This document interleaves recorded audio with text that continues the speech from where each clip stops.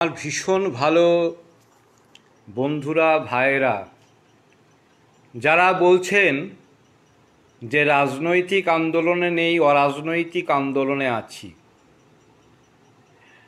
We want জাস্টিসে আছি but we want রেজিগনেশনে নেই, তাদের একটা প্রশ্ন আমি করতে চাই। সেটা হচ্ছে 14ই আগস্ট রাত্রিবেলা উই ওয়ান্ট জাস্টিস এই দাবিতে যে বাড়ির মেয়ে, বউ, বয়স্ক পিতা সমস্ত মানুষ হেঁটেছিলেন, শুধু ছাত্ররা নয়, তারা কার কাছে জাস্টিস চাইছিলেন, কার বিরুদ্ধে জাস্টিস চাইছিলেন? সেটা কি ভগবানের কাছে জাস্টিস চাইছিলেন? কার বিরুদ্ধে জাস্টিস চাইছিলেন? শয়তানের বিরুদ্ধে জাস্টিস চাইছিলেন? নাকি আমার পশ্চিমবঙ্গের আইন শৃঙ্খলা ব্যবস্থার যিনি রক্ষক তার অপদার্থতার বিরুদ্ধে জাস্টিস চাইছিলেন এবং বলছিলেন যে এই অবিচারের দিন শেষ হোক? কোনটা সত্যি কথা? যদি এমনটা হয়ে থাকে তারা সবাই ভগবানের বিপক্ষে চাইছিলেন, আমার কিছু বলার নেই। কিন্তু উই ওয়ান্ট জাস্টিস কথাটার মধ্যে একটা পরিষ্কার কথা বলা আছে, there is a injustice. Injustice থেকে জাস্টিস চাওয়ার ব্যাপার এসছে। ইনজাস্টিসটা কার? সেটা তো অবশ্যই যিনি, যেহেতু রাজ্যের বিষয় হচ্ছে আমাদের সংবিধান অনুযায়ী আইন শৃঙ্খলা রাজ্যের বিষয়, সেটা তো অবশ্যই যিনি আইন শৃঙ্খলা দেখবেন, রাজ্যের যিনি প্রধান পুলিশ মন্ত্রী যিনি, তার ইনজাস্টিসটা। তাহলে তার কাছে চাইছেন উই ওয়ান্ট জাস্টিস, যে হয় তুমি বিচার করো, অথবা তার ঊর্ধ্বতন যারা আছেন, আমাদের কেন্দ্র সরকার যেহেতু আছেন, তাদের কাছে জাস্টিস চাইছিলেন। কোনো বায়বীয় পদার্থের কাছে তো জাস্টিস চাননি।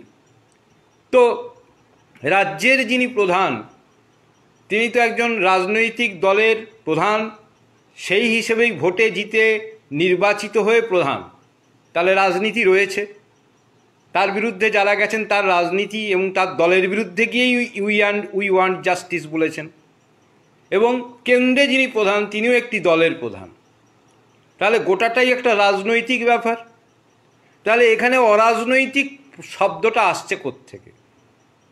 এটা তো একটা আশ্চর্য লাগছে আমার যারা বলছেন তাদের কাছে, যে আমি যদি এখন মদের দোকানে ঢুকে দুধ কেন পাওয়া যাচ্ছে না, ভাই আমি মদ খাই না বলি, কথাটা যেমন শোনায় সেই রকম আমি মিছিল করলাম, জাস্টিস চাইলাম, সামগ্রিক সমাজে ইনজাস্টিসের বিরুদ্ধে, ঘটে যাওয়া ঘটনার ইনজাস্টিসের বিরুদ্ধে জাস্টিস চাইলাম, এবং সেটা রাজনৈতিক, নিশ্চিতভাবে রাজনৈতিক ইনজাস্টিস, তার বিরুদ্ধে জাস্টিস চাইলাম।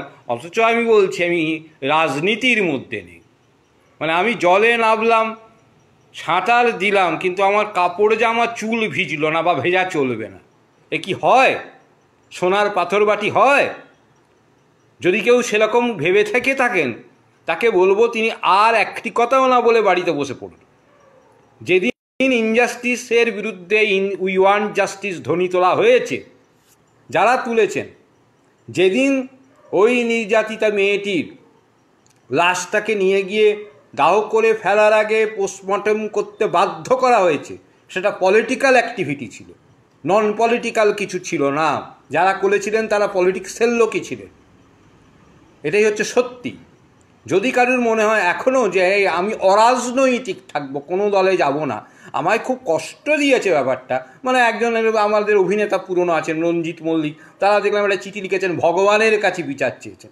তো যারা ভগবানের কাছে বিচার চাইবেন তারা বাড়িতে বসে ভগবানের কাছে বিচার চান। কেন, কারা, কোথায় মিছিল করছে? একজন বলছেন বুড়োদের তো মিছিল নয়, বুড়ো ভামরা কেন যাচ্ছে, ছোকরারা কেন যাচ্ছে, এসব কথা বলবেন না, তারা চুপ করে যান। কারণ এটা রাজনৈতিকই, সম্পূর্ণ প্রথম থেকেই এটা রাজনৈতিক। হত্যাকাণ্ড রাজনৈতিক, হত্যাকে লুকিয়ে রাখার চেষ্টা রাজনৈতিক স্বার্থে, এবং তার বিরুদ্ধে যারা প্রতিবাদ করছেন তারাও রাজনৈতিক। নিজের সাথে বোঝাপড়া দিন, বোঝাপড়া করে নিন। হ্যাঁ, এগুলো এই ধরনের লুকোচুরি খেলা করবেন না, এইটুকুই বলার ছিল। আমি জানি এটা কেউ লাইক কমেন্ট করবে না, কিন্তু সবাই শুনবে এবং জ্বলবে, বিশেষ করে যারা অরাজনৈতিক।